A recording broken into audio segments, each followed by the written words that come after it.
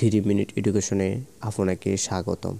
আমরা আজকে শিখব পেন্সিল কম্পাস কি, পেন্সিল কম্পাস কাকে বলে, পেন্সিল কম্পাসের পরিচয় এবং রাবার কি। আপনি যদি আমাদের চ্যানেল নতুন দর্শক হয়ে থাকেন তাহলে চ্যানেলটি এখনই সাবস্ক্রাইব করে পাশে থাকা বেল আইকনে ক্লিক করে নিন, যাতে করে আমাদের পরবর্তী ভিডিও আপনি পেয়ে যান। পেন্সিল কম্পাস কি বা কাকে বলে? যে যন্ত্রে দুইটি বাহু থাকে এবং এর একটি বাহুতে কাঁটা ও অপর বাহুতে পেন্সিল আটকানোর ব্যবস্থা থাকে, তাকেই পেন্সিল কম্পাস বলে।